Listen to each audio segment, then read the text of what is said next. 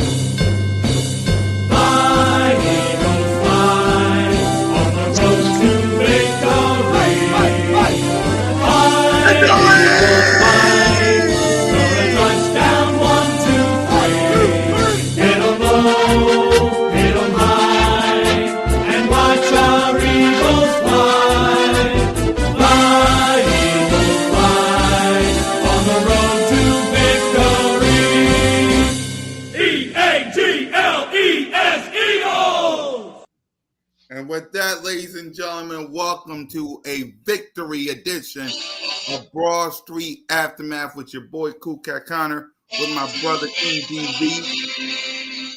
What up, King? You muted, bad boy. Pause. Don't ever say bad boy. You know that's a Diddy term. The king. The shirt. No, look, it's just a cool shirt. I made. I'll be off of something else. But look, I'm good, man. You know, we got a victory, right? Yeah, we got a lot to talk about. We got my guy Smitty Eagle. What up, Smitty? I'm relaxed, man. I get to watch the rest of the Sunday on the good side of football. Yes, sir. So let's talk about it. Salute to everybody. We got Aaron in the chat. We got Mike in the chat. Of course, we got Short Dog in the chat. Hey, y'all, we got a lot to talk about here, man. So listen, man, y'all know what to do. Victory Monday or the other one. Hit that subscribe button. Hit that notification bell. Like, subscribe, comment to the Birds of Broad Street YouTube channel. All of our channels. Me, King, Smitty, Trey, Moan, Alex, Steve, Leader, Nosa Gang, the whole crew, man.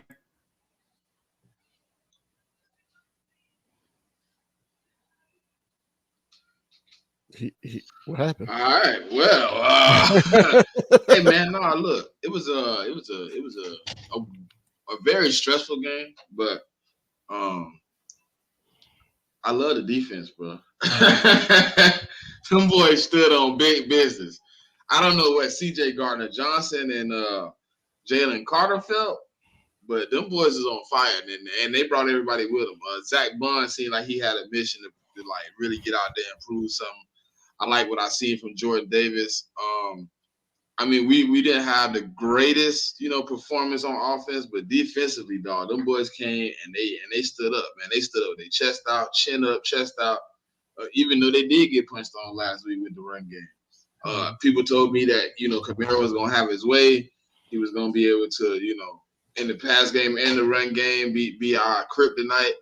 I don't think he had the night he thought he was gonna have, bro. I really believe, I said it, Vic Fangio, if you're gonna watch my podcast, bro, you know what I'm saying? You what I'm saying? You can shout me out, bro. You know what I'm saying? With the 5-man front you kept running with Milton Williams, Jordan Davis, and Jalen Carter. You could have shot me out, bro, in the post game. You know what I mean?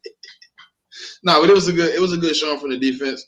I was very surprised because, you know, going into that game, we had seen some very subpar defense moving up to that point. So really to see them come out, hold them boys at 12 points.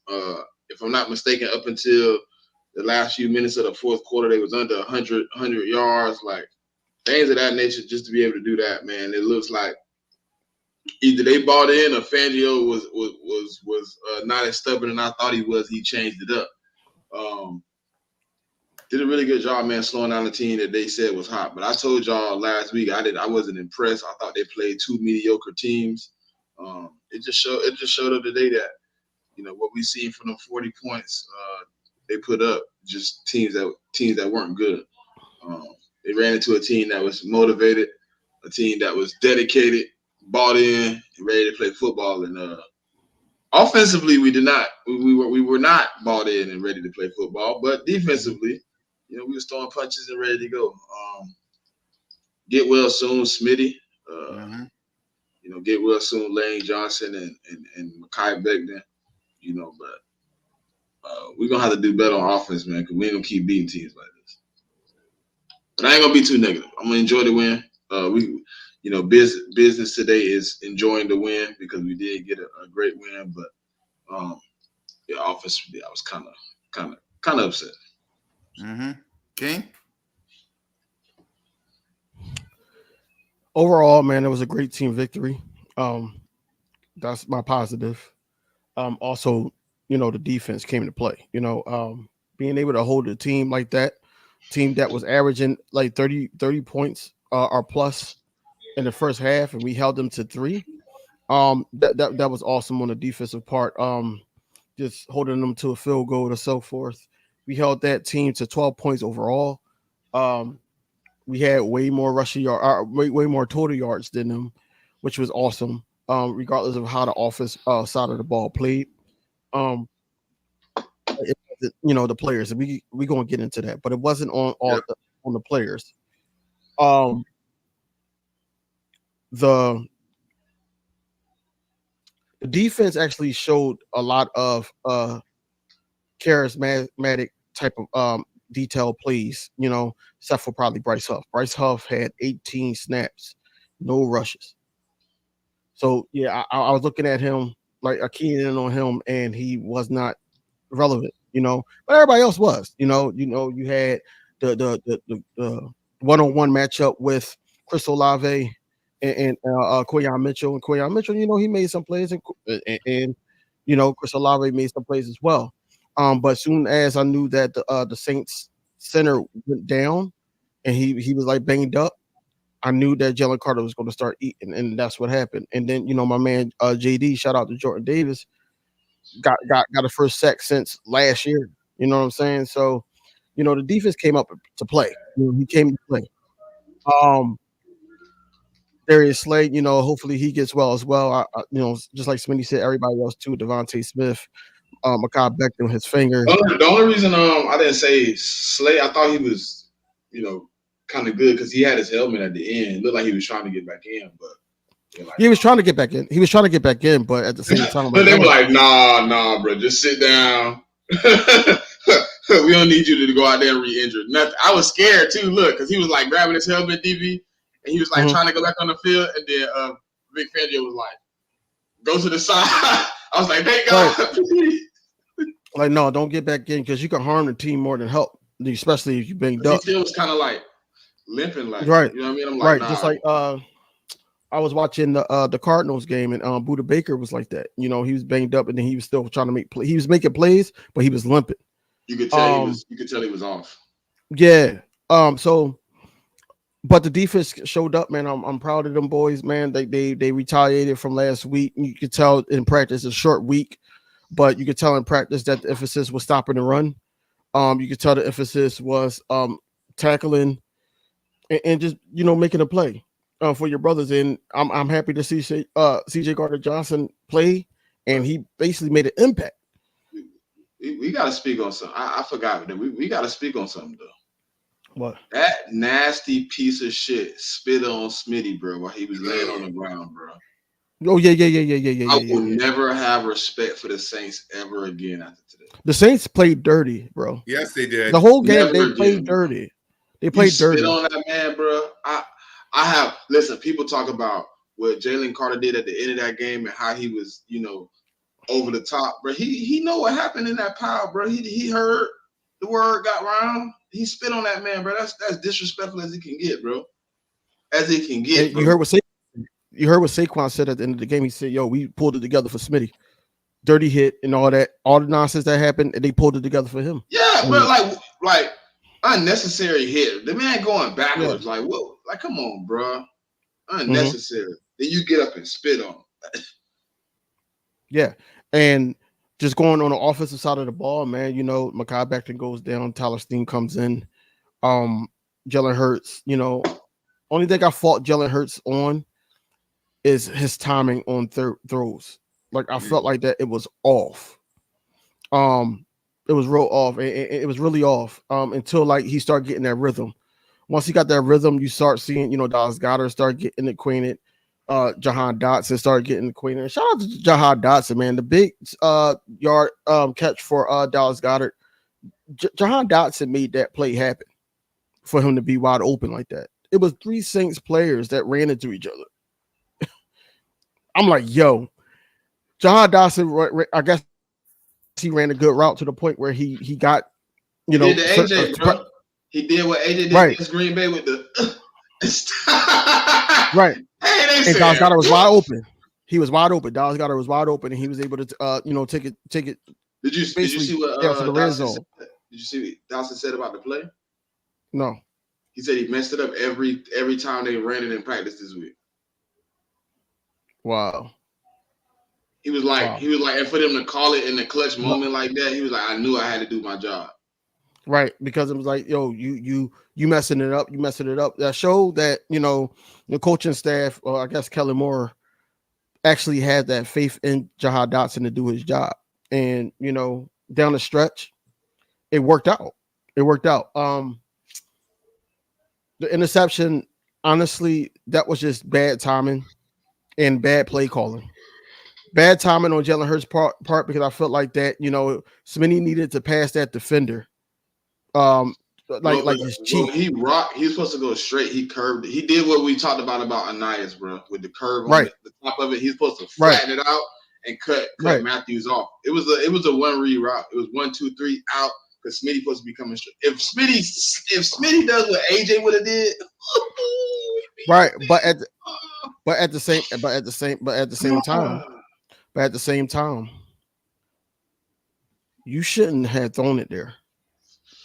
It ain't really like a read, bro. It's just like 1, 2, 3. When he rocked, I'm letting it go. I'm letting it go because I see the defense. It was a time. It's a what they call it, anticipation play. Mm-hmm. You read the defense off what they do. If he dropped, I'm putting it to Smitty, and Matthews did what he was supposed to do by dropping. Smitty just got to flatten that off. Smitty flattened it off as an easy touchdown. I don't care about all that. What I'm saying is the play call shouldn't have been that. Why not? It shouldn't have been no pass. Smitty just ran a little bad route. No, I'm not talking about the outcome. I'm talking about it shouldn't have been that. It should have been like a check down play. It should have been a run. It should have been something like that because the offense, is looking for that big play. And I understand giving your man an opportunity to try to make a play, but I don't think that it should have been that. It shouldn't have been that. You want to protect the quarterback, make sure he's basically making minimal mistakes. And you put him in a situation where he's forcing the ball to his playmaker, and the outcome was that. I swear, if we lost this game, that would have been an emphasis on national sports media that he threw the touchdown. He threw the interception in the red zone. As soon as it happened, they were just already. Twitter was blowing up. Hey, he threw so many interceptions in the last couple games, including the games for last year. Then he fumbled the ball. So certain things that we let it slide because we won. I'm just saying that we got to look at the whole. Like it was a win. It was a must needed win. The fumble is his fault, but I think if Devontae run the route right, it's an easy touchdown. What's the name will be 6 yards away from Smitty if Smitty flattened the route out. Smitty just curved it off. He didn't get in front of the defender like he should have. Sometimes anticipation throw, you know what I'm saying? You put it in the end zone, you thinking your receiver gonna do one thing, he does another.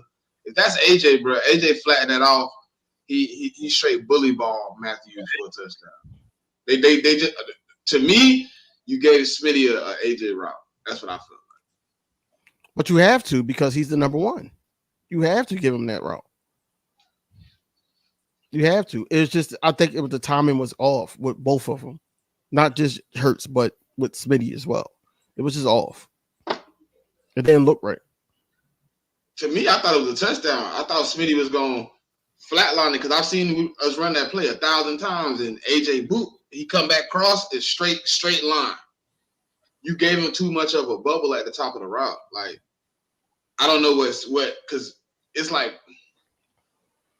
I know the play so well. I know exactly what we was doing. It's just a 1, 2, 3. It got to be out on 3. When he rocked, he should be coming straight across Tyrann Mathieu's face. Matthew should not be able to get to the ball. And that's what I'm saying. As soon as he come across Matthews, it should have been right there between the numbers. That's where it was at, though. Smitty just didn't go to the right spot. When you look at the play, you'll be like, damn, Smitty did curve it. He should have went straight across. He didn't cut Matthew off. He gave Matthew a free lane to the ball. Mm. So Matthew didn't have to fight or nothing. He went straight downhill. If Smitty right there, it's almost like how I felt about the Jair Alexander one. Like, free lane to the ball. There's no receiver in front of you impeding, which with the route play you should be having somebody there. Nobody's there. Hey Lex, nah, bro, I sent you the space and everything, man. You told me Alvin Kamara was gonna have a day, man. I mean, look at these stats, man. Yeah, Lex, what happened, man? My defense didn't give up that run like you thought we was, huh? Interesting. The Aldridge. I'm gonna get to Sirianni. I'm gonna get to Sirianni. Yeah. I don't even know if I want to talk about dude gonna ruin I my do. day. I do. I don't really. I don't really want to hear that right now because I don't even want a headache, man. Dude already gave. No, okay. When we get to coaches, all right. We'll get to coaches, but let's go ahead and let's get to our quarterback, Jalen Hurts. Let's give out some grades. Jalen Hurts was 29 of 38 for 311 yards, no touchdown, that one interception. Sacked 4 times and a rating of 88.8. So start us off, King, with Hurts. Is it a letter grade or a number grade? Oh. It's our regular letter grade. Letter grade? Yeah. I give Jalen Hurts a C+. Mm-hmm. Jalen Hurts made some unwise decisions in the first half. Second half, he started getting the rhythm. And then that 2-minute drive, man, you know, that was magnificent, you know. That he set up there and, you know, got a comeback win. You know, even hold it down for me, Keen. Though it was a low scoring. Mm-hmm. Even though it was a low scoring game, Jalen Hurts basically did what he needed to do to win the game. And you know, you can't teach that. But also, like I said, and me and Smitty was talking about discussing. I feel like some of his throws was like a tad bit like off. Like he'd probably hold it too long, or he'd throw it too early. Like it's not like a clean strike. And then also I felt like that, you know, as soon as the right side of the line went down, I feel like that he didn't trust that side as much as he should. So he started rolling left a lot. He started going left. But you know, his quarterback rating was great when he was getting blitzed. You know, it still was great. I think it was like 102 point something. Yeah. So his quarterback rating was great. But you know, overall, man, I give him a C+ though. You know, I think it could have been better, could have been cleaner. But you know, 311 yards, 2-minute drill to ice the game, and just plays that he was able to make with his legs. You know, you can't take that away from Jalen Hurts. But you know, it wasn't a great game from him. But you know, it's a manageable game that we won. So You gotta give him a C plus. Yep. Smitty? I ain't gonna lie. C plus, a little low for me, but I'm gonna go B plus. And yeah, he had a turnover. I probably would have gave him an A if he had had a fumble. The fumble was a little bit too careless. He just wasn't paying attention to what was going on in the field. Let somebody sneak up on him and get the ball out. You gotta be way more secure with the rock than that. But I mean, in all the crucial moments when we needed him to be the best Jalen Hurts we know him to be, he did that. 29 of 38. I mean, that's a great completion percentage with a team that was playing some good coverage on the back end, 311 yards. I mean, he was finding guys. Like, I know you want to give him a C plus DV, but like for you to pull that game out, have 300 yards, and you told me we had no AJ, no Lane, no Smitty for a quarter and a half, no Mekhi Becton. I'm just like, wow. Like, I really thought once Smitty went down, the heart and soul of this team was going to float away. But we was able to pull it together. You had a guy like Saquon, a guy like Dallas got to really, really step up. But I felt like Jalen Hurts was very precise, putting the rock all over the place, man. He did something today I didn't think he was able to do, and that was just trust guys to catch the rock and make plays in moments where he normally wouldn't. Like, that last drive when we was fourth quarter, man, there's no way if AJ and Devontae healthy, he give Paris Campbell a try 2 times in a row. Like, he gave some guys the rock that I didn't think would be, crucial in this game. But I'm glad that, we were able to pull it out. I'm gonna give him a B plus. I just like the tenacity he had after Smitty go down. You don't have any of your starting receivers. You're in a position where you got to go score a touchdown. You stand in the pocket. Like, he did some things today. I got to give him props for it. I know we want to kill him over, everything most of the time because he should play so much better. But I seen moments where he could have escaped and been the old Jalen Hurts and got, sacked, got pulled down outside the pocket. He stood in and delivered some dots, delivered some great passes, made some big third downs. We was in 3rd and 12, 3rd and 13 a lot, and he was just delivering passes to the key guys that could get us big plays. So I'm excited about what this offense could look like once Jalen Hurts really find his footing inside this offense and really utilize it to his ability. I'm hoping to see more A plus games than B plus games. But yeah, I'm gonna give him B plus. Yeah, for me, King said C plus, Smitty said B plus. I'll go in the middle. I'll say B minus. I'll go B minus. He had a good game. I will concede that fourth quarter drive was awesome. Salute to him. He was running faster. That turnover, it is what it is. The fumble, though. That can't get past it. Huh? I said I can't get past that fumble. Exactly. That's the one. I would have been okay with just that one interception because it would have been one, but that fumble, man, hold on to the ball. Hold on to the ball. So I'm with you guys. I'll say B minus as for my grade. So let's go ahead and let's get to the playmakers. First, let's get to Saquon Barkley first. 17 carries for 147 yards, 2 touchdowns. So, Smitty, what's your grade on Saquon? A plus, man. I mean, he did his job. He stepped it up. He really stepped up in the crucial moments. 0-3. Smitty just went down off that hit. He steps in, it makes a huge 65-yard touchdown. And he was funny about it too. Like, maybe if he went right in the Green Bay game, he would have had 2 long touchdowns. But he made an astounding play, man, in a crucial moment of the game. Everything seemed like it was going wrong. And Saquon just said, damn it, give me the ball. I'm going to the crib. And he picked up some big blocks, man, on their all-out blitz. They called a couple cover zeros, and he picked it up. Right now, man, I know the Giants got to be kicking themselves. Every time he score a touchdown, every time he do something crazy, that was his biggest play since 2019. That gotta hurt your back to know he been on your team all those years and he wasn't able to break off those plays for y'all anymore because y'all just was atrocious. And we got guys out there that you got to give hand claps to that help Saquon. You obviously that offensive line picking up some big plays. Johnny Wilson making some big blocks down the field. Even Jahan Dotson being crucial on that touchdown play, catching his guy just at the last second, just enough for Saquon to scoot by. It's a great commodity to have a guy like Saquon in the backfield, man. You can just turn around, hand it off, and he can make one or two moves, and next thing you know, you throwing your hands up because he scored a touchdown. So I appreciate it, man. A+. Hopefully we continue his momentum, moving forward. We seem to have a pretty pivotal run game, man. We able to do some things. He's putting up I think that's 404 rushing yards in 3 games so far.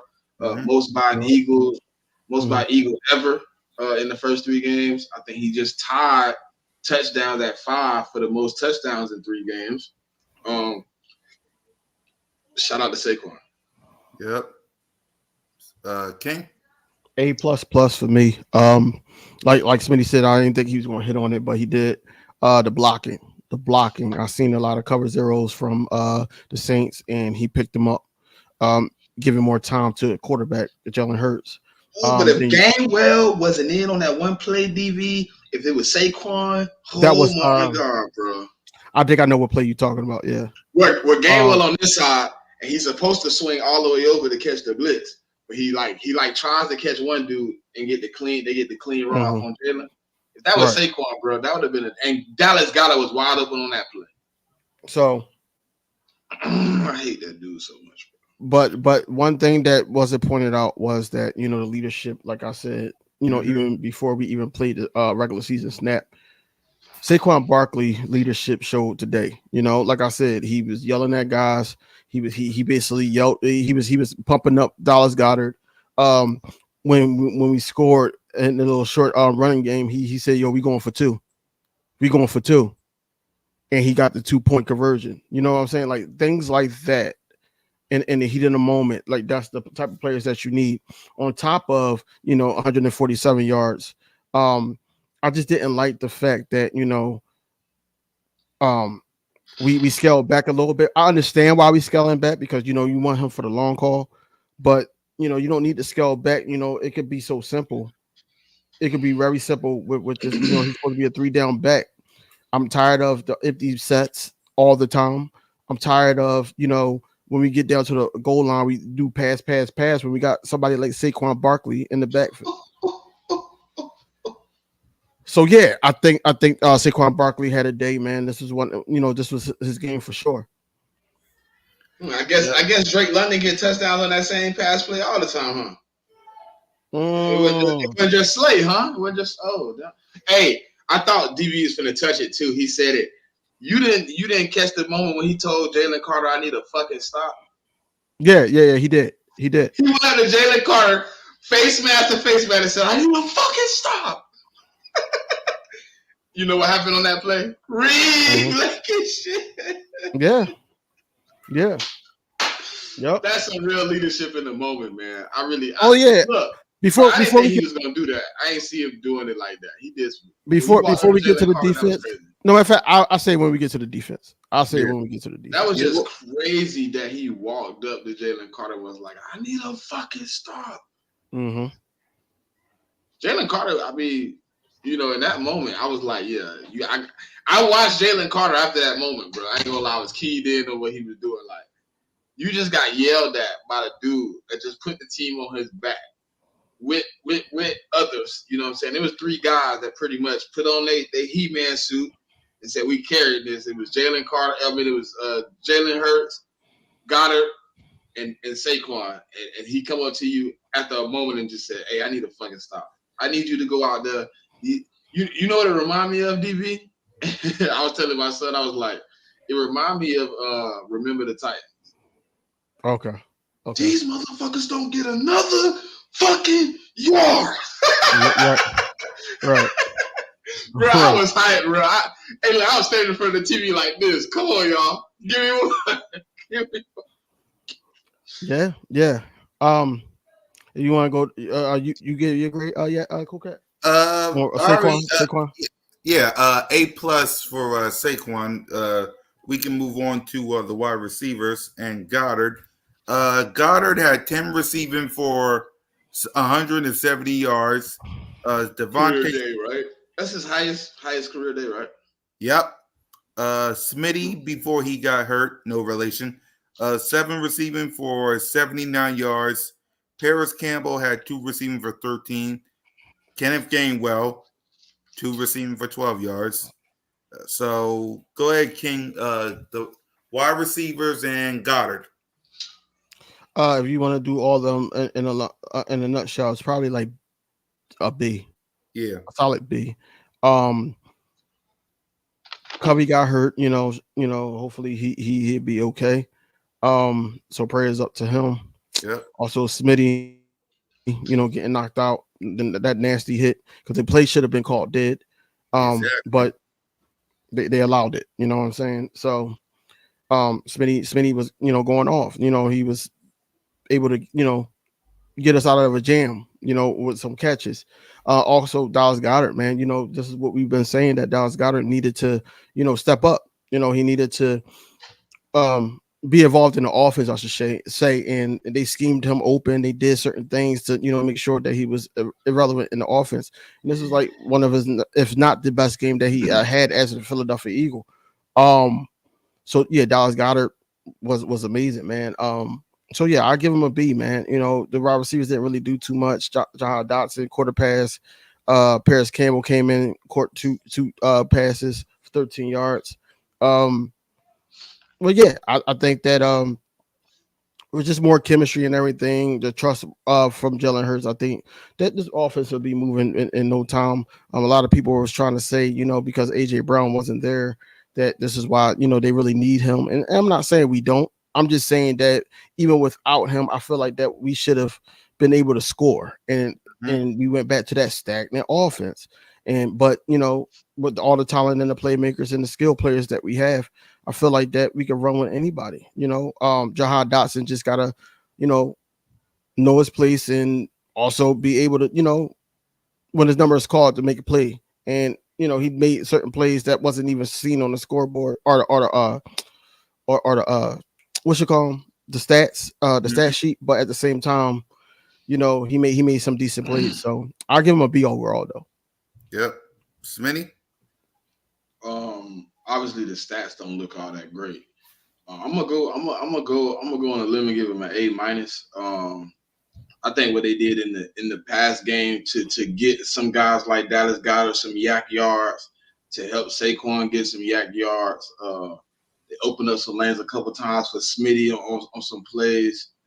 I'm gonna give him an A-. I think technically what you're supposed to do as a receiver is partially blocking. I think they did a great job just holding downfield, getting a guy, taking him out of the play.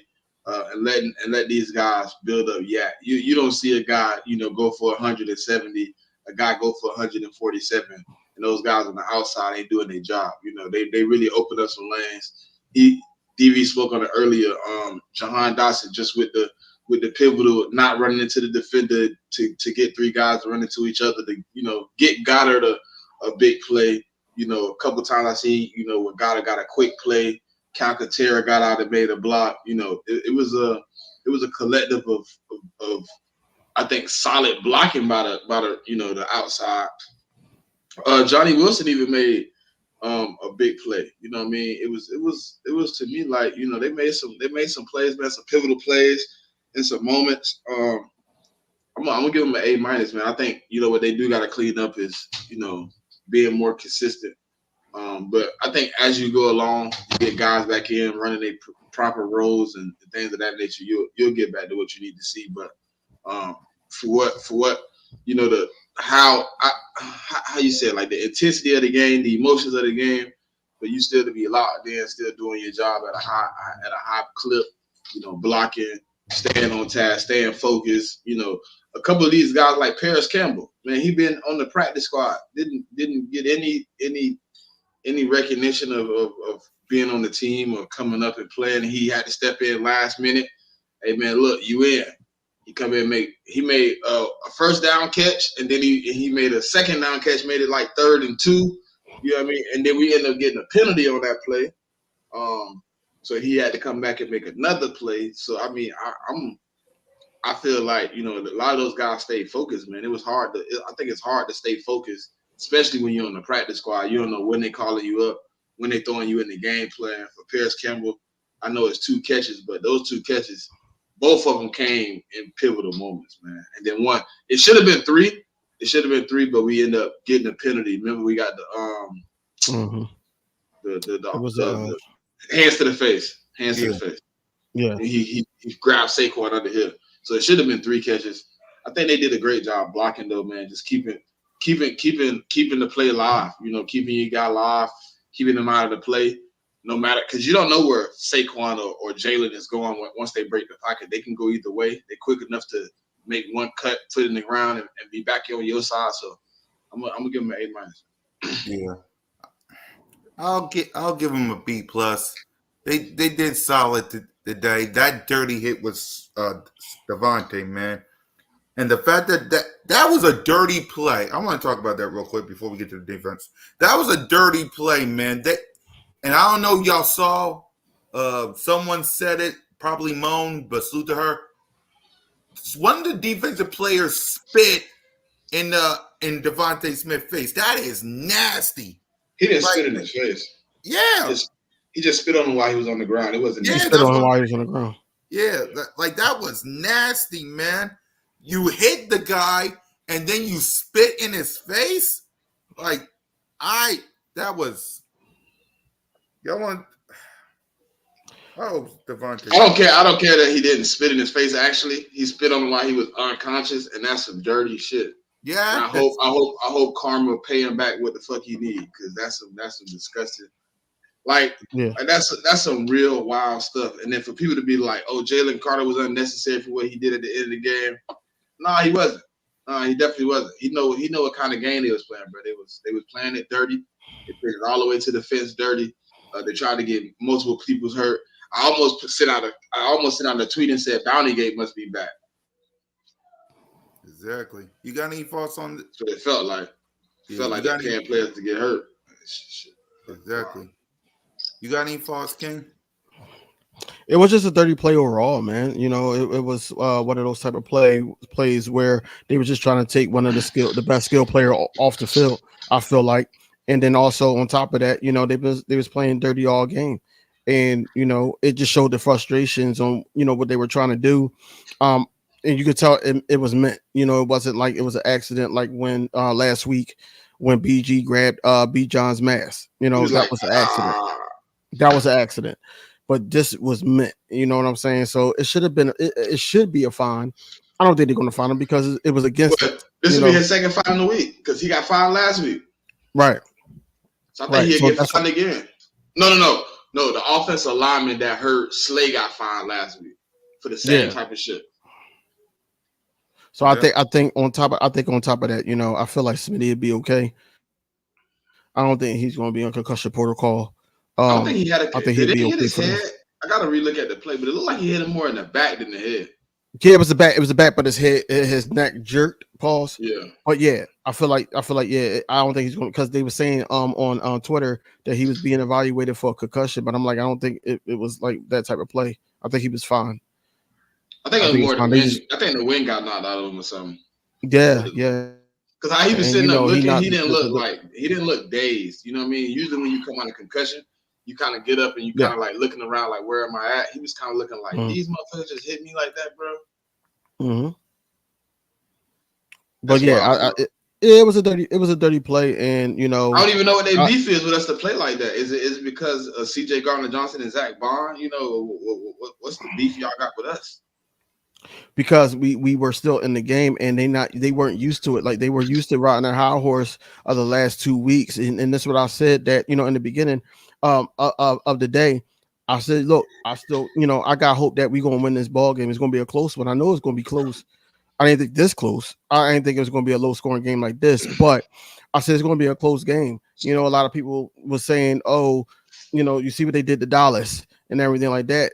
And I'm like, yo, this defense is going to show up because they didn't like how they played last week, and see what happens. Now we're in the game and all that, and we making plays, and they blowing coverages. I've seen a lot of blown coverages with the Saints, and they start getting frustrated, and then they start taking it out on our players, and they start doing dirty things on both sides of the ball. And yeah, they need to be watched for the rest of the season, because I think that it's not just going to be against us. They got some tough games ahead, and I think they're going to be frustrated, and it's going to be taken out on players. Yep. So let's go ahead and let's get to the defense side of the ball. The defense had themselves a good day on the defense side of the ball. Derek Carr was 14 of 25 for 142 yards, 1 touchdown, 1 interception. Alvin Kamara was 26 of 87. Chris Olave was 6 receiving for 86 yards. Alvin Kamara was 3 receiving for 40 yards. And of course, Zach Bond has 3 solo tackles. Chauncey, Nakobe Dean. So salute to the defense. So what grade would you give the defense, King? Scroll up a little bit to their wide receivers. Oh, to their wide receivers. Yep. Yeah, because you missed something, right? Yeah, go ahead. That last wide receiver that was giving it to the Cowboys, right? They got two good guys over there that they said, Yeah. He had go to their receivers. Go to their receivers. No, yeah, that's what it's right there. It's right there. Right there. Okay. Yeah. Zoom in. Yeah. That's Shaheed I'm telling you to zoom zero, in because it's kind of blurry. Zero receptions for Shaheed. 0 yards. Mm-hmm. That was the guy that was cooking the Cowboys. He was cooking everybody. He was averaging like 100-some yards a game. He had 0 receptions for 0 yards. Both of the first games, he had 60-yard plus touchdowns. Yeah. Yeah. He ain't had that this game. They tried to get him open on 1. No, 2 times. 2. They tried 2 deep plays. Mm-hmm. One on one side to Slay, one on one side to Quinion. They ended. It was funny. It was funny because I was like looking. I'm like, they kind of ended the same way. Like goal line pass, defender right there, defender turn around, good play on the ball. Like he wasn't getting behind the defense. And I like. Right. Did you hear what CJ Gardner-Johnson said? No. He was like, oh, y'all tried us all day trying to get deep. Y'all tried to get behind us multiple times. You know what I'm saying? Y'all tried it. Y'all did get the 1 touchdown, in the corner of the end zone. That's on me. He said, y'all couldn't beat us all day. And it shows right here in the stats. Like, none of they big play guys got big plays. Right.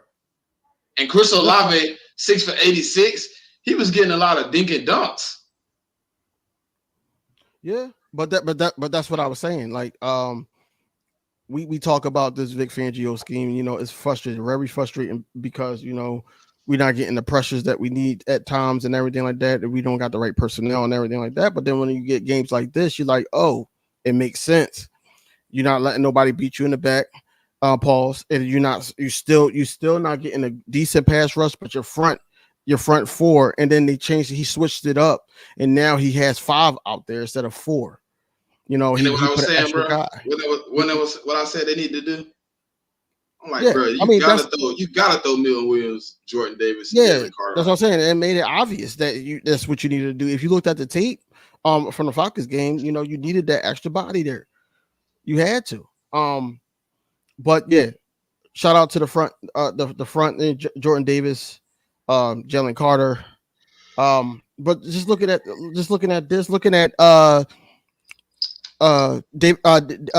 Derek Carr's numbers. Hold on. Just looking at that, it's like, in the beginning of the game, I was frustrated because I'm like, it's still no pressure on him. He's throwing the ball, but then they tightened up and they start getting pressure on him. And, Jordan Davis got a sack. We got a crucial interception from Reed Blankenship again. That sealed the game. But yeah, 142 yards. You're not winning a ball game if your quarterback doing that unless you got a hell of a running game. And our Kamara, yeah, we shut him down. He was only averaging 3.3, but at the same time, he ran it for 26. They running backs, I think, only had altogether like 89 yards. That's what I'm saying. That a high power offense or the last 2 weeks that is always a what have you done for me lately, and the Saints was rolling. And they thought that what's his name? Drew Brees was there hyping up the fans and all that type stuff. And they did an interview with Derek Carr, and he's the guy. They eating gumbo in the interview and everything. I'm like, yo, we about to win this ball game. I don't know how we gonna pull it off, but we gonna win this ball game. And the defense showed up. And defense right now, I gotta give them an A++ as well, because without them, we wouldn't even be in this ball game, especially playing awful offense like that. And you gave it opportunity for guys like Saquon Barkley and all them to rally us back on a drive, 2-minute drive. But from start to finish, the defense was excellent. So I'll give them an A++. Yep, Smitty. I'm gonna send the same sentiments on the grade, A+, plus. I mean, 20. If you really think about it, right? He got 87 yards. One of those carries was like 14 yards, which was his biggest carry of all day, which was in the fourth quarter late. If you really take that away, he had 25 carries for 70 some yards. Like, we really did our job. Sometimes you're gonna break a team, but man, shout out to Zach Bond, Kobe Dean, Jordan Davis, Jalen Carter. Surprisingly, Josh Sweat today was a madman. He seemed like he had two of the biggest pressure. He didn't get the sack. He did not get the sack. Pressures. He had two pressures that killed drives. Where your boy Derek Carr just dirt ball. And Jalen Carter, I felt like probably should have had some sacks, but referees don't work. For Philadelphia, they close their eyes and just let things happen. It was one play really, really early. He literally beats the guard. He smashes the guard. He up under him. The guard turn around and just go. I'm screaming like, bro, where's the flag? Like, bro, the man is, and even Jalen turned to the ref like, you ain't see him grab me. And then it was another one. He got Jalen Carter like this. Jalen trying to get to the sack. He ended up like they getting into it. He look at the ref like, bro, you don't see my jersey? Like, he got my, like, it was a lot. I felt like Jalen Carter probably should have had him too. What I mean? I think, but he did something, what I like to see from a defensive lineman, man. They always tell you if you get past your man and you headed to the court, hands up. He got two deflections. Quinyon Mitchell played great. Shout out to C.J. Gardner-Johnson played a good game. He did get beat on the touchdown, but that boy was everywhere. I think he was a missile cannon. He was coming off pause. He was coming all over the field, just boom, boom, boom. I'm like, is CJ like, is he upset? Is he angry? And then he like to go against his old teams. That's why. Well, from what we heard at the end, I guess they was talking junk during the week. You know what I mean? Of course. I didn't really see it, but obviously CJ seen it, and he said he kept the receipt. I heard all types of stuff like he was ducking them and he didn't want to play them, and he was. I said it on the space. I said, man, he said see you Sunday. I'm gonna take that as he playing, and that was like Friday. And people was like, CJ playing in spaces. Asking, I said, yeah, I think he playing. He said see you Sunday. Then he gonna be on the field. Hopefully we can get the rest of our guys back. Defensively, I think this defense is gonna hit a whole new level. But right now, to me, if Huff could just get some pressure, he did really well today in the run. That's the one thing I will give him. With them sliding him inside and putting Zach Bond next to him, or sliding Zach Bond on the other end and putting Sweat inside, he was holding the edge. I'm gonna give him that today. But pass rush wise, he still ain't getting home. He's still not winning his matchup one-on-one on the outside. He did a couple of times get enough depth on his pass rush that Derek Carr had to, do some things to try to maneuver to, get a pass off. So I give him that, but he has to do better, man. He has to show up. But everybody else around him showed up today. Moro Jomo played some pivotal snaps and got some stops. So Alvin Kamara reaching his arm out. But Jordan Davis with the big sack, man. I think Derek Carr was scared for his life when he looked up and see Jordan Davis like, hey, all right, bro, you cool. I ain't gonna let you tackle me, dog. Hey, Jordan Davis is a big dude to be running at you wide open and you ain't got nobody open. He said, hey, look, I'm down. You ain't got to tackle me or nothing.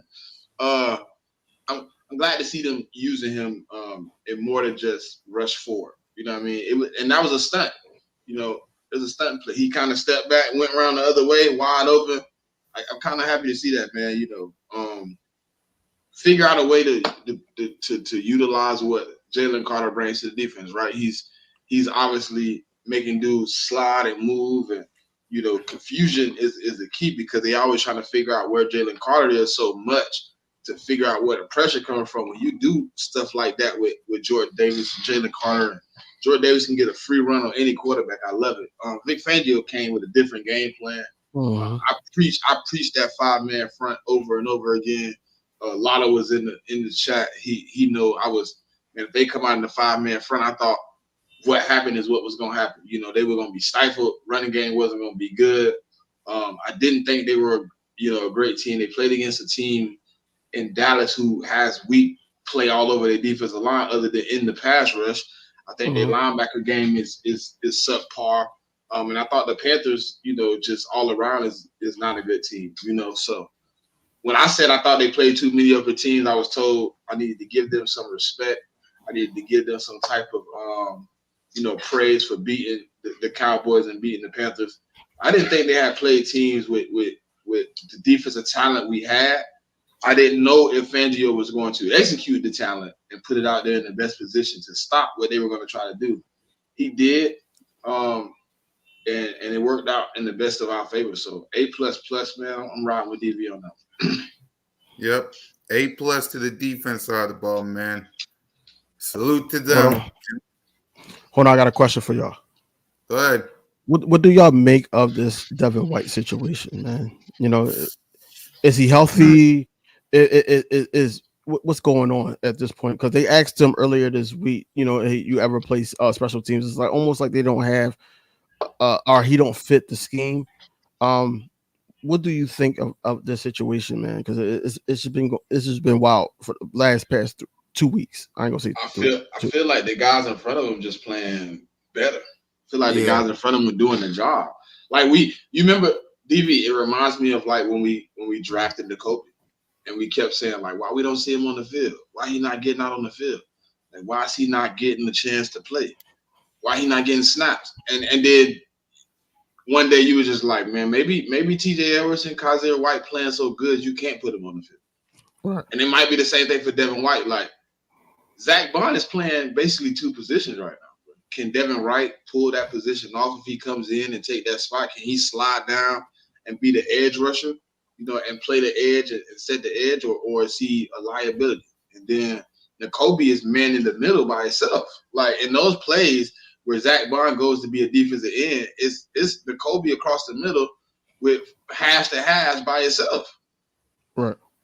So can Devin White come in? And I know Devin White can't play the pass well at all. He's a liability. So I thought, personally, he was going to be in some type of blitz package at least, where you bring it in as 6-man and you just say, but maybe you're right, man. Maybe he doesn't play well enough right now to fit the scheme over what production we get from Zach Bond, the production we get from N'Kobe Dean. I haven't seen anybody else play. Like, I would be, to me, DV, I would be a little bit, like, outraged if, like, you seen, like, a Trotter. You seen, like, a Ben Van Summerman. You seen guys like that getting snaps, and he still was inactive. But those guys aren't even getting snaps. It's just two guys in there no rotation. So if you do activate him, is there going to be a rotation? Is Fangio rotating linebackers, or is he comfortable with what he has? And in that point, I just don't know, because I've been looking at it too. I've been looking at the snaps, like wondering, is Vivek Summerlin jumping in? Is Trotter getting in? Those guys playing strictly special teams. So maybe there's just not a role for him right now. Is my only thought. Yeah, I remember. Go ahead, cool cat. Yep. For me, I feel the exact same way. Like, to me, it's like put the best people for me, it's like, if you're like, what is he doing in practice? Because you got other people doing their job in some way, but he's not on the field for some reason. So what is he doing in practice to making the coaching staff, who we'll get to after we give out game balls, to put him on the inactives? Like, what is he doing in practice? Hey, y'all know it's only one undefeated team left? Yep. They play us. Yep, the Steelers. Stay undefeated, baby. Please let us knock you out. We can get some good momentum going down the stretch. Yep. So for me, to answer your question, King, I don't really know. It's like, what is he doing in camp? I mean, in practice, to not be on the field I don't understand it. I don't know. I just think that he don't fit the scheme, and I think that you can use him as trade bait around the trade deadline if somebody needs a linebacker or so forth. Because at this point, even looking at open practice and everything like that, the linebackers like Jeremiah Trotter Jr., Ben Van Summerlin, they were having better plays than him. You know, the only things that I've seen him as his leadership towards Nakobe Dean, like giving him pointers, but also like, you know, the play he had against Saquon, the pass breakup. Besides that, you didn't really hear too much about Devin White, but he was just starting the with. Vikings are too. So it's the Vikings and the Steelers. Okay. But you didn't really hear anything about Devin White, and that's what I'm saying, that I don't think he fit the scheme. We can actually, you know, either get a pick or get another player for him, something. But I don't think he's going to fit the scheme at all. And I think Vic Fangio just don't like him in certain places. That's why they asked him about the special teams, because it just going from you possibly a starter and you a Super Bowl champion to just special team player, bro. Like that's gut wrenching. His spirit seems high though, bro. Like if you pay attention on the sideline, he didn't seem like down or out. He seemed like happy. He was enjoying himself. No, I seen, well, when they first announced it, I heard some disappointment in his voice. Of course he's trying. I ain't saying in the interview, but I'm saying like more like while he was on the field during the game, his spirits was high. He was rooting his guys on, like he wasn't being like a Rudy Poo like he was last year with Temple. I just don't want this. I just don't want this to turn into another Rashad Penny situation. Yeah. What you mean? Remember, we was all like, Rashad Penny, put him in the beginning of the season, but then when he finally got in, and then it was just like, oh, that's why he's not in the game. So I don't why want don't we treat it? Why don't we treat it like we seen what the outcome might be? Like maybe he is Rashad Penny in defensive form. Maybe he gets in and he's not holding lane contamination. He's not doing things right. Maybe Fangio is just, he knows. We wanted Rashad Penny a lot, and that's why I'm kind of like standing back on the Devin White. Like, do I really want to ask for him to be in the game? Because what if he is Rashad Penny? We don't know. He's very underwhelming. We didn't know. We don't know. And going into tomorrow or Tuesday or so forth, when the coordinators do talk and we talk to Vic Fangio, he has to, you know, answer that question like, yo, what's up with Devin White, and he has to, you know, let people know like the truth, and he's been doing that. But we need to know like what's really going on with this Devin White situation. I got another question for y'all though before we get to the coaches. Yeah, we're gonna give out game balls before we get to the coaching, but go ahead. Oh, okay. Last question from me. No, you're good, King. In the beginning, when the schedule first came out and everything, and everybody was all up and all like, "Wow, do we got a week 5 bye and everything like that?" How y'all liking this week 5 bye now? How y'all liking that shit now? I still don't like it. even with the outcome of what's going on now, we got injuries and everything like that. People need to Yeah, get we healed dealt with up. so many injuries. We dealt with so many injuries. Like, what do I think is going to happen on a 13-game stretch with no bye? Like, I would have still preferred the bye to be like at least another 2 weeks. Because now we dealing with all these injuries early. I mean, maybe you could look at it from the point like we getting them out of the way. But That's what happens on a 13-game stretch with no breaks? When we got injured in a 3-game sample size, we pretty beat up for like most teams are beat up. You know what I mean? Yeah. A lot of teams out there dealing with a lot of injuries. I'm like still kind of like, dang, I wish it was still like another 2 weeks, because then you get. I think we still get AJ back this week. I don't know. I think You're muted. You muted. I think Mekhi Becton will be back. Like, I still, it's just so early, bro. And I really listen. I really don't want to get the Browns a break. I want to catch them while they soaking. I want to catch Tampa while they soaking. I want to catch them back to back, bro. I swear. Yeah. Tampa ain't been playing good football the last 2 weeks, man. No, they haven't, and I'm mad because Mike Evans is on my squad. Yeah. They've been quiet, man. Today, Mike Evans was really, really quiet. Yep. Mhm. For me, it's like I get why they did it, but I wish they didn't, because you got the Browns. They're not looking so good. We got the Bucks coming up next, which we'll talk about later on. They're not looking so good. Of course, you got the Cowboys, the Washington Commanders. You got the Ravens and the Rams. We'll see how they do by the time we get up there. Now, the ending of the season with the Panthers, Steelers, Cowboys at the link, Washington and Giants, okay. But any given Sunday, it's like, why make it week 4? I would have been okay with week 5 or week 6. No, it is week 5. Yeah, I would have been okay with week 6 or 7. It's, you know what I mean? It's early. But what's your thoughts, King? No, I'm on the other side of the fence. Whereas though I feel like that, they need that rest now. Yeah. They got their feet wet. I feel like there's that part of the season. This part of the season is the starters preseason, and I feel like they're getting all the kinks out now. I feel like that, down the stretch, yes, you still can deal with injuries and everything, but the death comes into play when where, guys got to step up. That's when, you got to make sure, the training that you had and you were going through in the off season, you got to go through the motions, injured, banged up or not. Everybody's banged up by the time end of the year comes around. So you got to play ball. But I feel like that as of right now, you got Lane Johnson with a concussion, Mekhi Becton his finger, Devontae Smith was banged up, dirty play on Slay as well. Then you got Britton Covey, somebody that they highly key on 2 positions of the offense and special teams. You got certain guys that's banged up. AJ Brown also, we don't know if he's going to be back this game or not.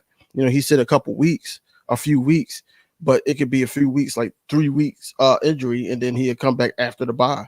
We don't know what's possible at this point, but I feel like now, because you couldn't change the bye, but now it's starting to look like it's going to help the Eagles in the long run than hurt them. I don't think it's going to hurt them.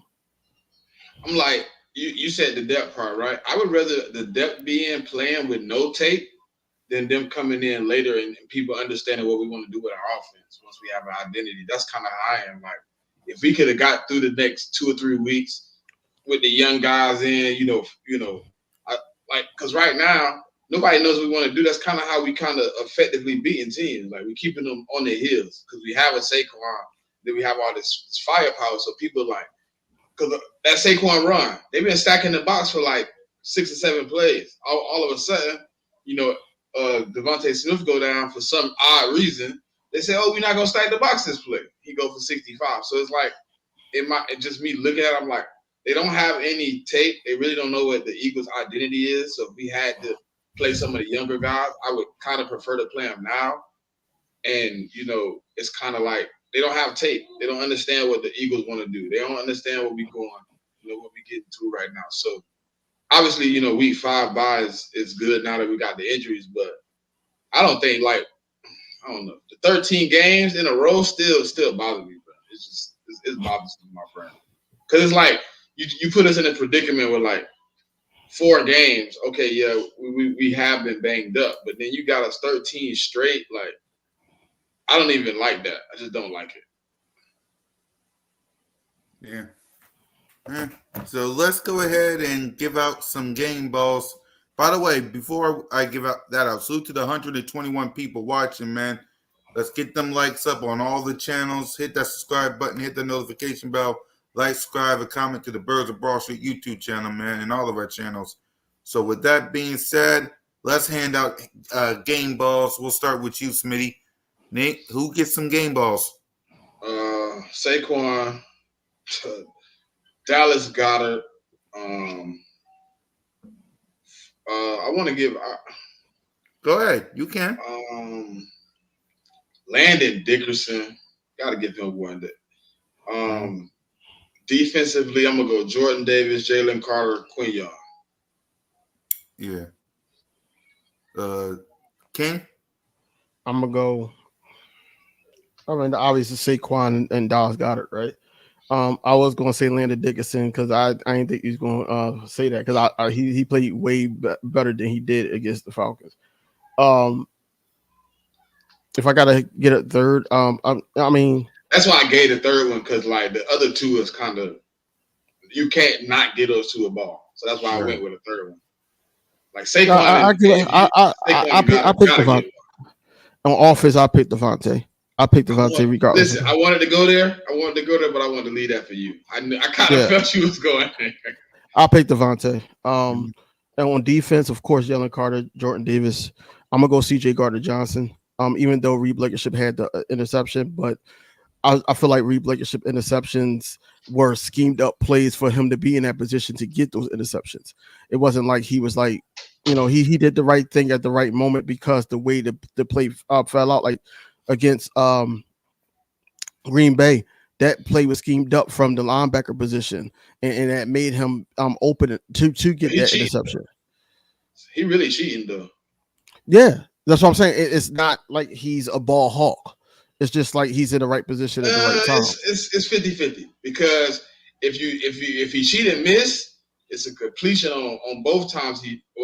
Really all 3 of the interceptions he's had in that same type of format. If he cheat and miss, that's a big play. It is. So he kind of a ball hawk because look at the catches he made, bro. He catch him like a ballerina, bro. He like, and, bro. If you take a picture right now of all 3 of the picks that we really remember in our head, they all look the same. They all the same pick, bro. He go all the way, he come back, and he catch it right before it hit the ground. The one from Aaron Rodgers, the other one from Green Bay, and then this one. They all look the same. All of them. Yep. For me, Dallas Goedert, Saquon on the offense side of the ball. Defensively, who's your third? Hold on, no. You gotta give out a third. Oh right, you know those right. I gotta give out a third. Man, yeah. You gotta reach out. Everybody know those 2. They had almost 500 yards combined. Right. Shoot, man. Like I don't want because King already said Devontae. I said Landon. There's only one other guy. It's only one other guy that you could say, and you would be right. Like even though I don't think that he had a good game, but you could give him a game ball as well. And the guy is behind me. Jay, man. Jalen freaking Hurts. Yeah, he gets a game ball, of course. There's nothing wrong with giving him the game ball. I think he played some bad moments and some good moments. Right. He got to be more consistent, bro. He really got. That's what I'm saying. That's where my frustrations with him lies at. But he's still my quarterback. So I gotta give him grace, bro. Because like it's a lot of other quarterbacks we watching in first years and they scheme and they're not winning those games. They're losing. Yeah. Like Jay is at least pulling the wins out. Like we see team quarterbacks all the time in first year and they have really bad stats. And Jay is really trying to figure it out. He really trying to see it a little different. And Greg Olsen said it best. He said, the offense looks good, but you still got a quarterback that's learning. You know what I mean? no matter how good you look, he's still learning. So it's gonna be some mistakes. He has to. I guess he just learned. I really, you know what I'm saying. But I think nothing wrong with you giving him the game ball, though.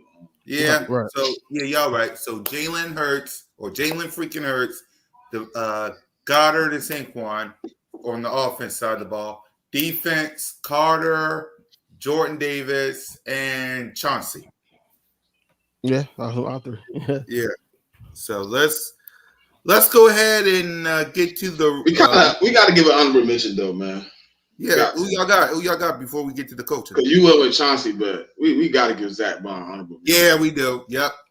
Oh yeah. 13 tackles. That man, listen, but it's not even the 13 tackles, DV. Like, yeah, it's you did put, but like him being able to say, maybe I don't know if he said it, but him being able to be like, I'm gonna go back to my old position, edge, I've been playing line, and I'm gonna set the edge, bro. I'm gonna make sure every time Alvin get out here, I'm making the tackle.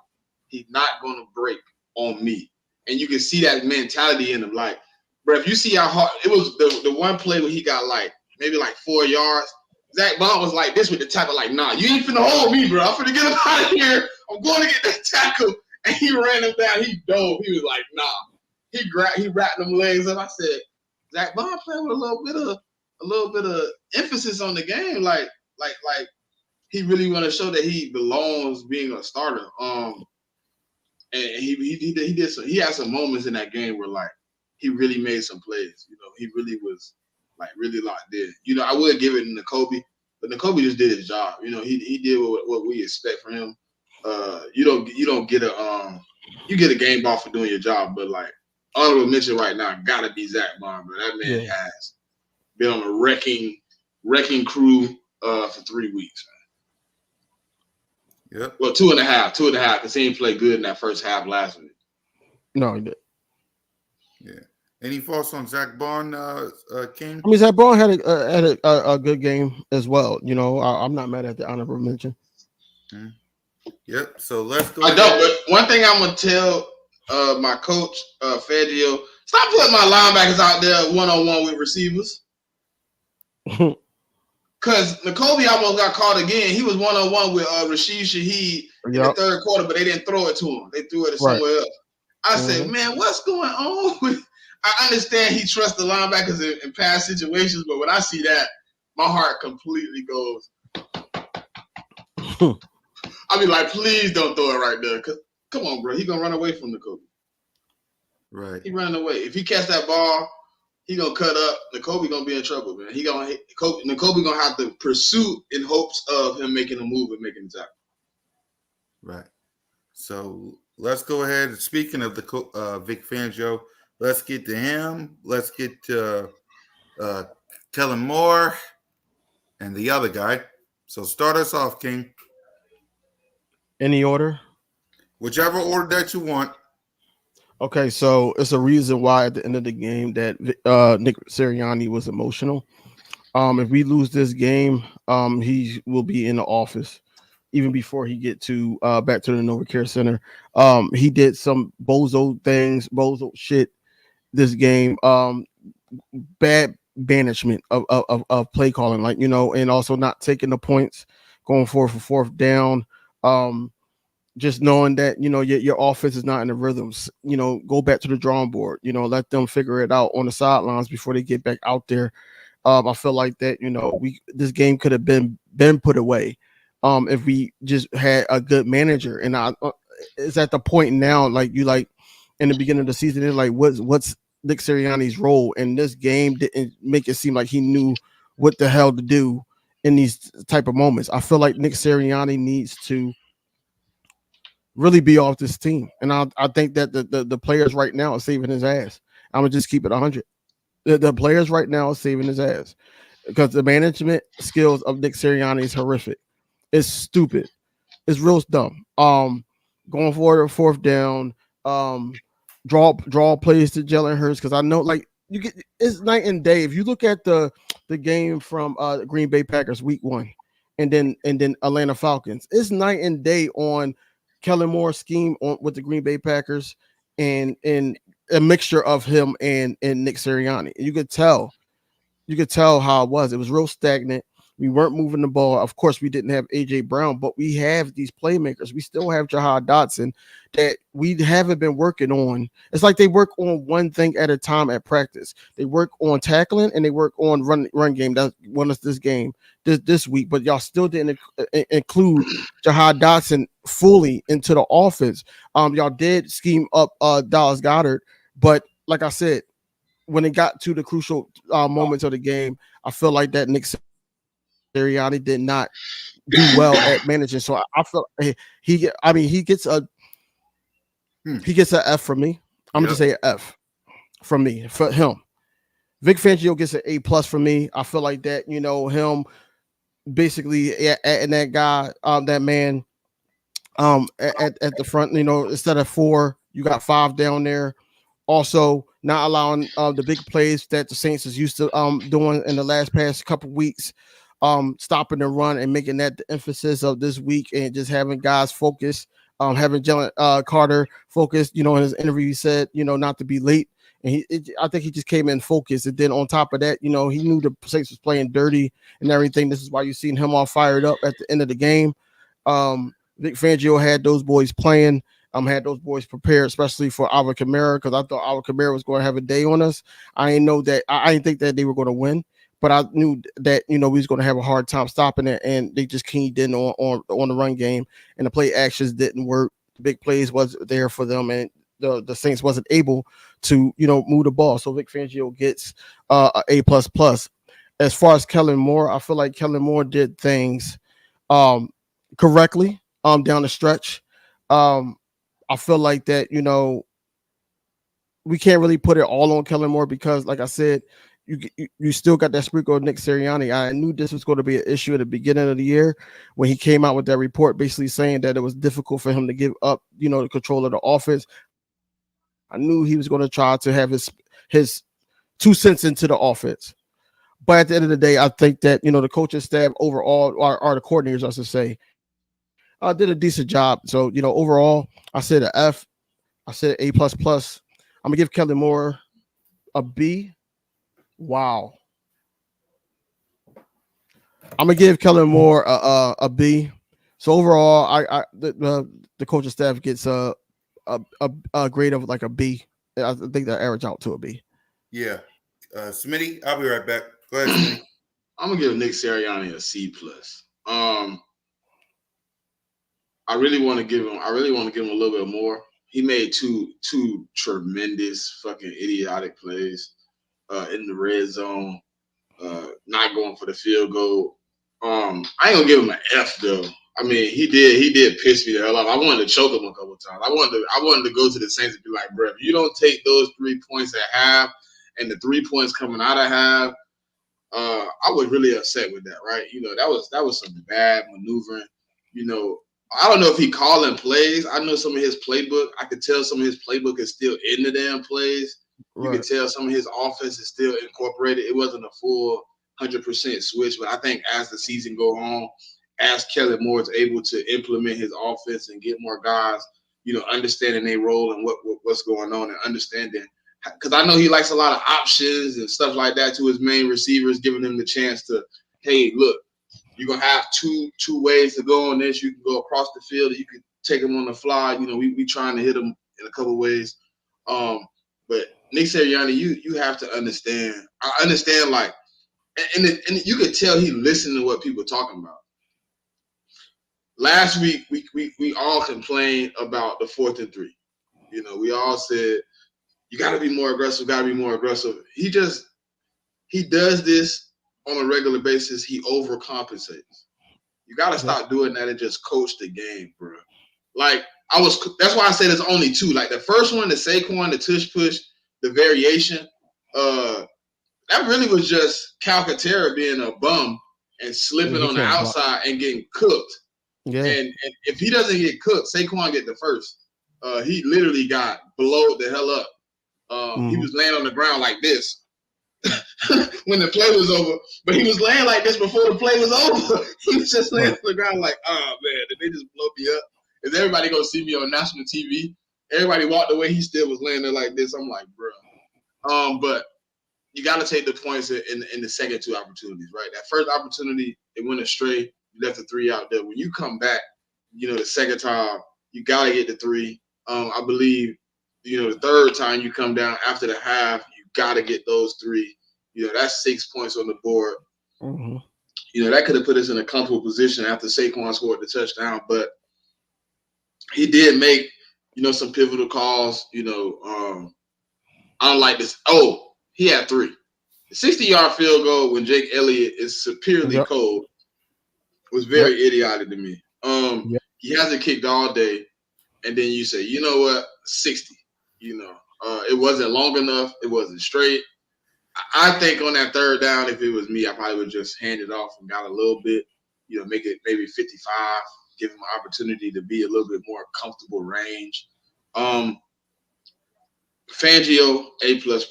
I ain't even got to talk about that. We seen it on display. I'm gonna give a B+ to our boy Kellen, man. Without everything, I mean, today was when I really seen him open the play. But all right, we're gonna get the game plan and run it. We're gonna do a little something. I see. Listen, I think if Smitty don't get hurt, Smitty might be going crazy in that last drive because it looked like they was playing some type of triangle coverage on Smitty. And when you go back and look at it, you'll see it. They played a triple team, like a back, like how they played Stephen Curry, a boxing one. It took 3 defenders and said, "Look, y'all surround him, follow him over the field, like if you was the little Ouija board, like you playing the Ouija board. We following Smitty wherever he go. We not letting him out, and just to see, And then they said, you know what, we're gonna switch it up. Kellen said, you know what, I see they getting the triple team once he gets a certain distance out there. So we're just gonna make whoever out there play man on man. And we're gonna quick game you. And, I mean, Smitty was cooking with a quick game. He's cooking all over the field. Found a couple of dots. So I'm gonna give him a B+. I think he did a pretty good job without AJ. I think the only problem I got with him that he doesn't get an A is that first quarter Saquon 0-yard shit. That's really aggravating. Y'all got to start giving him the ball in the first quarter. Slow the game down. Clock management is just as it is in the fourth. So give him an opportunity, let him do his thing. But overall, I'm kind of with DV, like a B+, like a B+ish. Yeah, B+ for me as well for the coaching staff. B+ for Kellen Moore. He did some good in this game. A+ for Vic Fangio. Nick Sirianni gets a big fat F, man. I mean, look. You go for it on 4th and 1 multiple times when you should have kept the points. It should have been it was 15, 16, 17, 18, 19, 20, 21. It should have been 21 points added to that 15. Instead, you go for it on 4th and 1 with that brotherly shove play that didn't work. But every other time we tried it worked though. Yeah, it did. Yeah, I know. I'm talking about the third time we ran it. You can tell Calcaterra to go sit his ass. They should have had Jack Stahl in. Go when you watch that play, you're gonna be like, "Oh, I see why it didn't work." Calcaterra literally gets blowed the freak up by a small dude, by a cornerback. Cornerback stood him up and made him lay on the ground. I swear, Calcaterra to me, bro, is so damn soft, bro. I really be want to sell dude out. Like I know the play didn't work, but for you to get blowed up by a cornerback like that and you 6'2", 280, for you to get laid out like if you was Kenny Gainwell, man. Bro, that is ridiculous, bro. For you to be, bro, you had one job: stop the man in front of me because my running back is finna run down this hole, and by the time the running back get there, you land on the ground, face down in the dirt like this, like if the police finna take you to jail. Yeah, you're right. That's ridiculous, bro. You can't be that big and can't block, bro. Right. God, I'll bet y'all this. The next time we run it, Jack Stoll will be the blocker as a tight end. Yeah. No, that's a fact. That's a fact. Yep. But yeah. Jack Stoll, bitch ass. Well, that nigga's I so know. soft, boy. God damn, you can't do nothing. You can't catch. You can't block. I almost want to ask you the same question, Sirianni. What is your job? Exactly, man. So B+ for the coaching staff, F for Sirianni, B+ for Kellen, A+ for Vic Fangio. So let's give our early preview because we're early on the Buccaneers. So we'll start with you, Smitty. Early thoughts? I mean, keep the defense going the way we is now. I mean, we can do the same thing to them. They're a little different. They're not an outside zone running game team. They like to run in the middle, which is our strong front. We like teams that run straight at us and not outside where we got to do all this. Even last year, even with the porous defense, running in the middle was still not a good idea for any team. The biggest thing is I think Quinyon is probably going to get tested a lot more than he has in any other game because they're going to put a guy like Mike Evans over there. They're going to put a guy like Chris Godwin over there. They're going to put the guy that we don't like that much because Bradbury wasn't able to tackle in the playoff game, Palmer over there. They're going to test Quinyon out a few times. They're gonna put him in situations with one-on-one with Mike Evans and let Mike Evans run his famous route. In the red zone on that fade. One-on-one, he gonna get tried. So hopefully, he comes out with a good game plan. We're able to stifle them like we did today with the Saints. And it's a team that's spiraling a little bit. They're trying to kind of catch their footing. Even though they won last week, it was ugly win.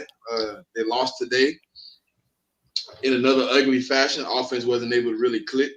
So I think next week we got to come out with the same type of game plan. And they're injured. So hopefully we do get a guy like A.J. Brown back. They are down a lot of secondary pieces. They're working with, the midnight crew, the skeleton crew, to try to get stops. I think if we come out next week, man, and I think Vita Vea out too. So that's another, big thing for us. I think this game here, man, it's two teams kind of searching for identity going into the fourth game of the season. Both teams kind of struggling to get their first couple wins off the board. And both of us kind of had sad losses. They sad losses come after us having a good victory. I think you got to go in and execute your job like we did today. Stay true to what you're doing on defense. Keep the 5-man front because I think even with the 5-man front, I know it's predominantly for the run. We were able to get pressures off the 5-man front. It didn't seem like people offensive line was able to pick up. And I think it depending on the game plan or depending on who's on the field, I think we're gonna have a tough sled ahead of us. If we down AJ, we down Smitty, we down Lane. If we down Makai, we coming out playing. But I'm kind of grateful we get to go in this week, kind of knowing guys are out. You kind of game plan some more guys in. I thought, Jahan Dotson would have had a bigger role, but maybe this is opportunity. You going against a team with, limited secondary help right now. Their best secondary player is out for the year, and Antoine Winfield Jr. So I think, this game here could be a good one. I haven't really got a chance to look totally at they loss today to see, how effective the other team was in beating them, what they did well. So I'm gonna just go off of what I seen from my team so far. If we can get another effort like we did on defense today, and we can improve the offense, I think we're in for another good game. Yep. King. Yeah, I feel like this game is going to be the smoothest that you see the offense. I think reason is because you bring in a guy like Kellen Moore and the quarterback coach like Doug Nussmeier that had Jalen Hurts practice the blitz that the Bucs was good for, doing. Todd Bowles and them did a great job, putting this the game plan against Jalen Hurts. So they're going to test that out early. To see how much that improved. And then we gotta go forward with the adjustments, and we're just gonna be looking forward to that. But I think the offense. Do you think they will? They're gonna test it out early. I'm just saying with all they, just me personally, just asking, with all their secondary injuries, you think they're gonna leave, guys that they don't trust out there on the island? Yeah, especially if AJ Brown doesn't play and everything. I think that they're gonna try to replicate kind of what you said about what they was doing to Devontae Smith. They're gonna try to do certain things like that, even though they probably don't even trust these guys, but they probably trust their front to try to get over on our offensive line a couple plays to disrupt Jalen Hurts' flow. But I feel like that just the addition of Saquon Barkley, Jalen Hurts being able to maneuver with his legs, he's more healthier than he was the last time. Say he good. Yeah, I just seen that. Yeah. But yeah, I think that it's going to be a more smoother outlook for the. It's probably going to be a stepping stone game. We're going to go into the bye week with a win. That's my prediction. On the offensive side, the defensive side, of course, they got to show up like they did. It's going to be a different type of scheme because I feel like that they're going to run through Mike Evans, try to get Quinyon Mitchell into some situations. Hopefully, we get some guys back to the point where everybody will be ready, basically. So I'm not really too concerned about the defense. Special teams got to step up. Special teams really got to step up, man. You can't have one of the best years y'all had in a while, and then come back in 2023 and have one of the worst seasons that you had in a while. No, not 2023. Starting this year, just having the worst season that you had in a while. So that's what I'm saying. That I feel like offense is going to show up, defense is going to do their job. We need special teams to do something here to get a win. Now, I can't give a score prediction or anything yet, but at the same time, I do feel like that we're going to see a way better offensive scheme from Kellen Moore and also better play from Jalen Hurts. And I think they're going to focus more on, just protecting the football and not making these mental mistakes that's going to possibly cost the team. Right. I agree with you. Offensively, you gotta score some points, right? Because you gotta score some points. Salute to Saquon. Salute to Dallas Goedert. Hopefully AJ Brown comes back. Same for Devontae. Prayers to him. Defense, what you did today, you gotta do the exact same thing because you're going back to the scene of the crime where all this natural funk all started, all ended at. So you're going back to the scene of the crime, so everybody got to step up. So we'll give our score prediction later this week on all our shows. Which let's get down to it. We got the check down Saturday, Smitty. What you guys got on the check down? We're just gonna be doing the weekly review, man. Going over some of these games that got played. Reaction to that. Obviously one of my co-hosts is a Saints fan, so she'll be there a little. Prayers to her, man. Prayers to her. But we both thought it was gonna be a good game. She took her team, I took my team. So we got that. One more. This kind of the final week before we bring out our power rankings again, man. After we doing it every 4 weeks, so next week will be the power rankings, man. That'll be lit. Hopefully, my team could capitalize on another win, and we can stay in the top 5. Yep. Inside the nest. What's up with the inside the nest with you two? Where we at, man. You probably get our prediction for the game at that point. Let's see what we've seen actually from this game, because obviously the aftermath is the initial reaction. But Wednesday you get the full breakdown, man, of what we really seen. What really happened, how we feel about that game, how we feel about the next game. Maybe see if we can pull somebody in, man. See if somebody want to sit down and talk with us, man. Maybe do a call in. You never know. You never know. Birds Flying High, the new show with King DV, Coach Tim. What's up with the crew, King? So both of my guys are in New Orleans right now. So they're not going to be here. Timmy, Coach. They both there, and I knew it was going to be a hard time for me to be able to do this show.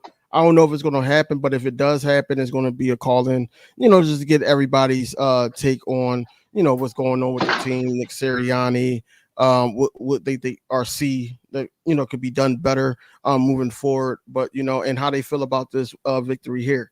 But overall, yeah, it'd probably just be a live calling and just having people on, just talking football.